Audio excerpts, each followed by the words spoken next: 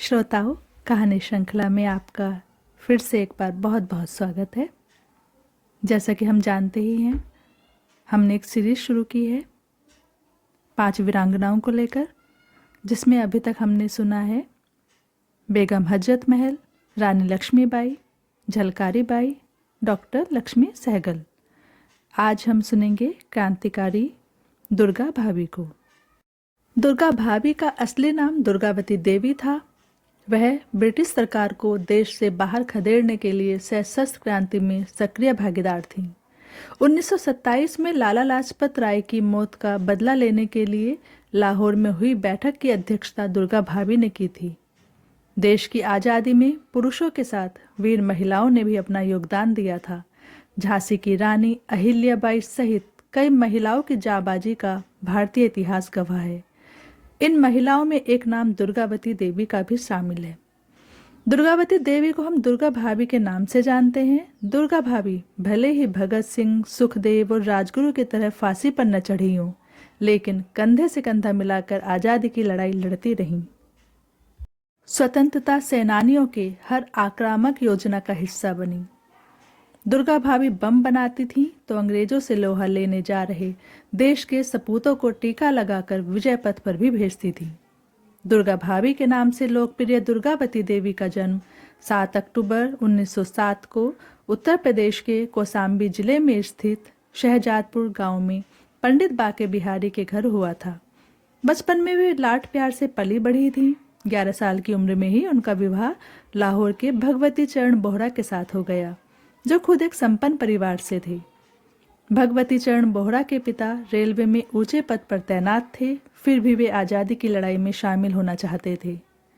1920 में वे क्रांतिकारी गतिविधियों में सक्रिय हो गए। दुर्गावती ने अपने पति का हर कदम पर भरपूर साथ दिया। 1923 में उन्होंने बीए की डिग्री हासिल की थी। दुर्गावती के ससुर और उनके पिता ने संकट के समय में काम आने के लिए बड़ी रकम उन्हें और उनके पति को दी थी, जो दंपत्ति ने क्रांतिकारी गतिविधियों में लगा दी थी।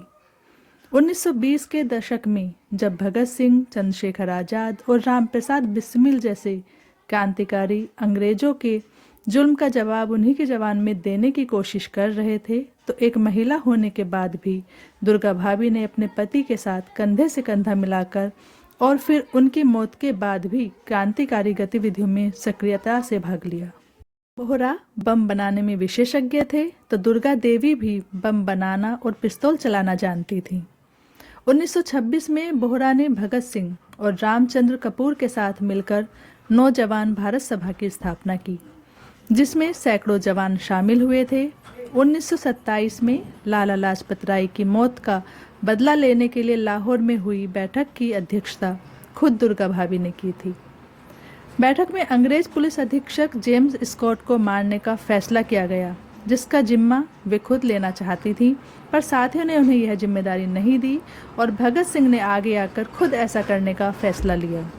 लाला लाजपत राय की मौत के बाद अंग्रेज अफसर सैंडर्स और स्कॉट से बदला लेने के लिए आतुर दुर्गा भाभी ने भी अपने हाथ से खून निकालकर भगत सिंह और उनके साथियों को टीका लगाकर रवाना किया था।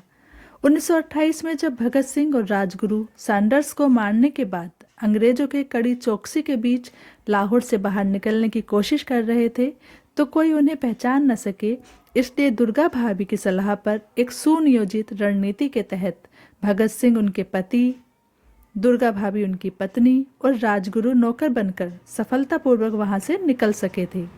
इतना ही नहीं, 1929 में जब भगत सिंह ने विधानसभा में बम फेंकने के बाद आत्मसमर्पण किया था, तो दुर्गा भाभी ने भगत सिंह और उनके साथियों की जमानत के लिए अपने सारे गहने तक बेच दिए थे।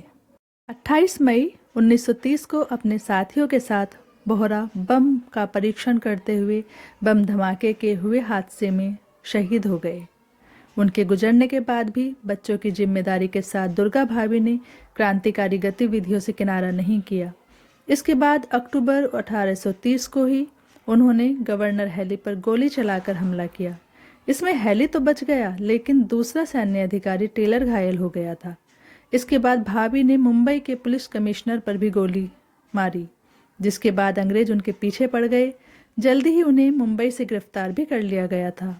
और वहाँ से छूटने के बाद भी उन्होंने अपना काम नहीं छोड़ा। उनका काम साथियों को हथियार पहुंचाने का हो गया था। दुर्गा भाभी को भारत की आयरन लेडी भी कहा जाता है। बहुत ही कम लोगों को ये बात पता होगी कि जिस पिस्तौल से चंद्रशेखर आज़ाद ने खुद को गोली मारकर बलिदान दिया था, वह पिस्तौल दुर्गा भाभी ने ही आज़ाद को दी थी। उस समय वह भी इलाहाबाद में ही थी। कई साथी क्रांतिकारियों की फांसी और पति के शहीद होने के बाद दुर्गा भाभी बिल्कुल अकेली रह गई थी, लेकिन उन्होंने हिम्मत नहीं हारी। कुछ सालों तक अलग अलग जगह पढ़ाने का काम किया, फिर कांग्रेस में शामिल हुई, लेकिन उनका मन नहीं लगा। बाद में वे गाजियाबाद में गरीब बच्चों को पढ़ाती रहीं और 15 अक्टूबर 1999 को उन्होंने इस दुनिया को अलविदा कह दिया। फ्रेंड्स, आज हमारी सीरीज कंप्लीट हो चुकी है, जिसमें हमने 5 वीरांगनाओं को सुना है। आगे भी इसी तरह सुनते रहने के लिए चैनल को लाइक, शेयर और सब्सक्राइब जरूर करें, जिससे कि सभी नोटिफिकेशन आप तक पहुंच सके। Thank you so much.